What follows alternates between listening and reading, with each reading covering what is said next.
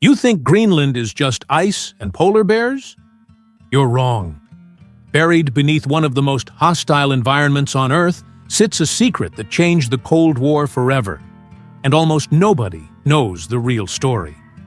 Within the first 7 seconds of this video, you need to understand something crucial. There's a United States military base hidden under the ice sheet of Greenland, and what happened there is more shocking than any conspiracy theory you've heard. But here's what makes this truly insane. The base itself isn't even the craziest part. By the end of this video, you'll never look at Greenland the same way again. Let's start with what you probably think you know. Greenland appears massive on most world maps, thanks to the Mercator projection distorting polar regions. But even accounting for that distortion, Greenland is huge. Over 2 million square kilometers of mostly frozen wilderness.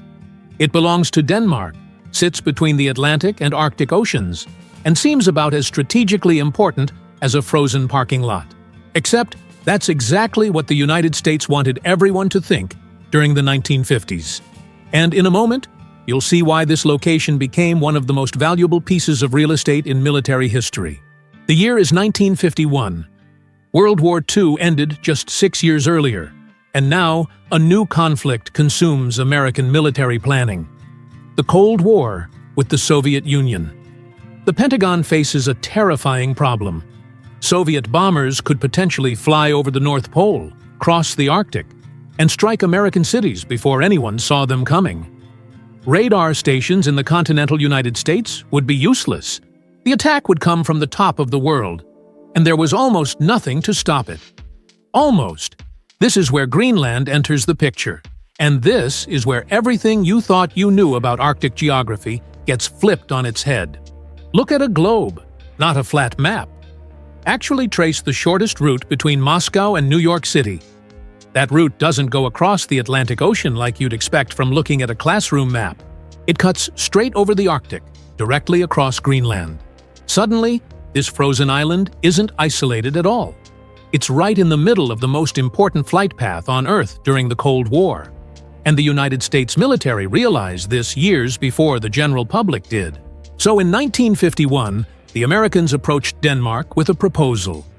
They wanted to build an airbase in northwestern Greenland, at a location called Thule, just 1,118 kilometers from the North Pole. Denmark agreed. Construction began almost immediately. By 1953, Thule Air Base became operational, and it remains active today as the United States Space Force's northernmost installation. But Thule was just the beginning, just the part they told everyone about. What came next was classified for decades, and when you hear what they actually built, you'll understand why they kept it secret for so long. Here's where this story takes a turn into territory that sounds like science fiction, but is completely documented fact. In 1959, the United States Army Corps of Engineers launched something called Project Iceworm. The official cover story was that they needed to test construction techniques for operating in Arctic conditions. They told Denmark they wanted to build a small research station under the ice called Camp Century. Denmark approved. Construction crews moved in. And what they actually built was extraordinary. Camp Century wasn't just a research station, it was a nuclear-powered city underneath the Greenland ice sheet. Let me repeat that because it sounds impossible. They built a facility powered by a portable nuclear reactor, tunneled deep into the ice, designed to house up to 200 soldiers indefinitely. The main tunnel stretched over 1,100 meters long, with 21 side tunnels branching off for different purposes. They had a kitchen, a theater, a chapel, a library, sleeping quarters, laboratories, and a hospital, all carved into the ice and powered by atomic energy. The reactor, designated PM-2A, generated enough electricity to keep the entire facility running, in temperatures that regularly dropped below -40 degrees. And this entire complex sat roughly 8 meters below the surface of the ice sheet, invisible from above, accessible only through carefully concealed entrances. But you're probably thinking, why go to this insane effort just to prove you can build under ice? And that's the question that eventually unraveled the whole operation. Because Camp Century wasn't really about construction techniques at all. The real purpose of Camp Century was Project Iceworm. And Project Iceworm was one of the most ambitious and terrifying military plans ever conceived during the Cold War. The idea was simple in concept, but absolutely wild in execution. The military wanted to create a network of tunnels under the Greenland ice sheet, spanning thousands of kilometers. Within these tunnels, they would install 600 medium-range nuclear missiles on mobile launch platforms, constantly moving through the ice like deadly underground trains. The missiles would be hidden, dispersed, nearly impossible to target with a Soviet first strike, and close enough to hit targets across the Soviet Union within minutes of launch. The entire system would be powered by multiple nuclear reactors like the one at Camp Century, and the ice sheet itself would provide natural camouflage and protection. It was meant to be the ultimate deterrent, an unkillable nuclear arsenal sleeping under the Arctic ice. And here's what makes this even more disturbing. They actually started building it. Camp Century was the prototype, the proof of concept. Engineers successfully demonstrated that you could dig tunnels in ice, stabilize them, power them with nuclear energy, and operate in those conditions for extended periods. Between 1959 and 1963, Camp Century functioned exactly as designed. Soldiers lived there. Scientists conducted experiments. The reactor hummed along without major incidents. Everything worked.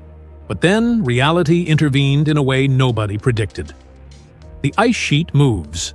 This seems obvious in retrospect, but the engineers who designed Camp Century apparently underestimated just how much Greenland's ice sheet behaves like an incredibly slow glacier, constantly flowing, shifting, compressing.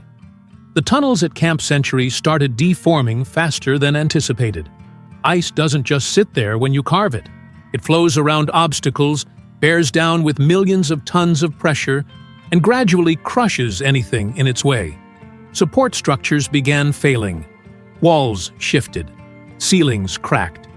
By 1963, it became clear that maintaining permanent underground missile bases in ice was going to be exponentially more difficult and expensive than anyone calculated. And then there was another problem, one that nobody talks about enough. In 1968, a United States B-52 bomber carrying 4 hydrogen bombs crashed near Thule Air Base. The conventional explosives in the bombs detonated on impact, scattering radioactive material across the ice. This incident, known as the Thule accident, created a diplomatic nightmare with Denmark and brought unwanted international attention to exactly what the United States was doing in Greenland. Suddenly, the idea of hiding 600 nuclear missiles under the ice seemed less like brilliant strategy and more like potential catastrophe. So, Project Iceworm was quietly cancelled. The official story changed. Camp Century became just an abandoned research station, a Cold War relic, an interesting footnote in Arctic engineering history. The nuclear reactor was removed in 1964. The facility was decommissioned in 1967. The Army Corps of Engineers left everything else behind. Supplies, equipment, diesel fuel, chemical waste, sewage, and a facility full of rooms carved into ice. They assumed the ice and snow would bury it forever, that it would remain frozen in place, forgotten and harmless. Except the ice sheet is melting. And this is where we shift from Cold War history to present-day crisis, because what seemed like a safe assumption in 1967 looks catastrophically wrong in 2025. Climate change is transforming Greenland faster than almost anywhere else on Earth. The ice sheet is losing approximately 280 billion tons of ice every year. Summer melt seasons keep breaking records. Areas that were permanent ice are now exposing bare rock and tundra. And Camp Century, buried under ice for over 50 years, is starting to emerge. Scientists estimate that within decades, possibly as soon as 2075, the facility and everything left behind could be exposed to the environment. That means diesel fuel, PCBs from electrical equipment, low-level radioactive waste from the reactor, sewage, chemicals, all of it potentially leaking into the ecosystem and the ocean. Denmark is understandably concerned. Greenland's government is demanding answers. And the United States is facing a cleanup bill for toxic waste left behind generations ago, in a facility that was never supposed to see daylight again. But there's another layer to this story that brings us back to why Greenland matters right now, today, in ways that go far beyond abandoned Cold War bases. Because while Camp Century sits frozen in the past, Greenland itself is becoming a major flashpoint in modern geopolitics, and the same strategic location that made it valuable in 1951 makes it absolutely critical in 2025. Remember that Arctic flight path we talked about? It still exists. Thule Air Base still operates. It's now a Space Force installation with advanced radar systems watching for missile launches, satellites tracking threats, and crews monitoring the skies 24 hours a day. But Greenland's value isn't just military anymore. The melting ice is exposing something else. Resources. Massive deposits of rare earth minerals, essential for electronics, batteries, and green energy technology. Oil and gas reserves. Potential mining operations worth billions. And as the Arctic ice melts, new shipping routes are opening between Europe and Asia. Routes that pass right through Greenlandic waters. Routes that could reshape global trade. China has noticed. Russia has noticed. The European Union has noticed. Everyone is suddenly very interested in Greenland. In 2019, reports surfaced that President Trump inquired about the United States purchasing Greenland from Denmark. Denmark's prime minister called the idea absurd. But behind the jokes and headlines, there was real strategic thinking. Whoever influences or controls Greenland influences Arctic shipping, Arctic resources, and Arctic military positioning.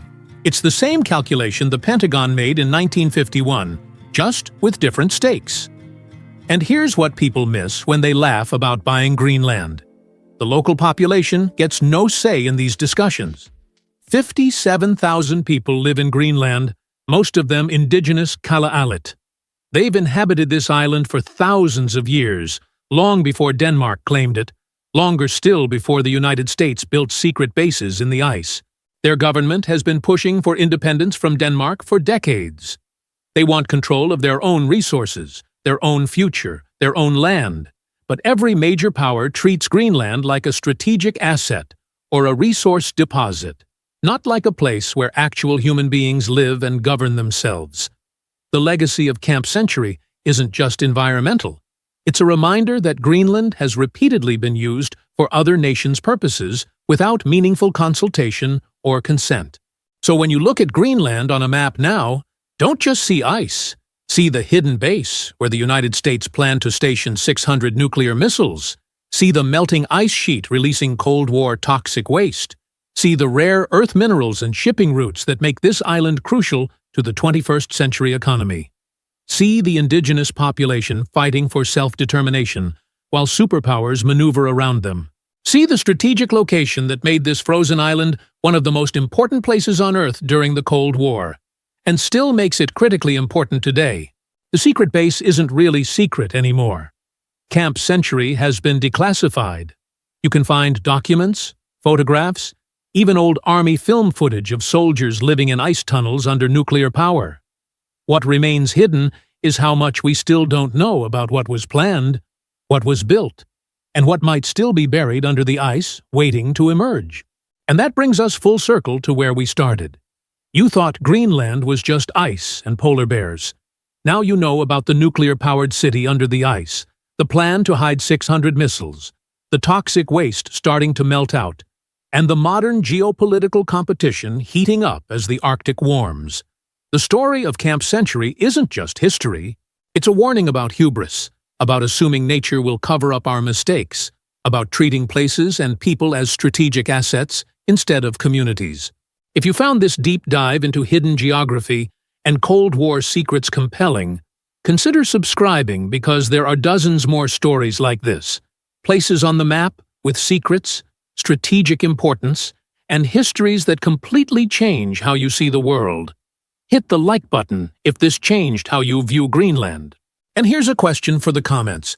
Do you think Greenland will achieve independence in your lifetime? And what happens to places like Thule Air Base if they do? The answers aren't simple. and I'd love to hear your perspective. Links to sources and further reading are in the description below. Thanks for watching, and I'll see you in the next one.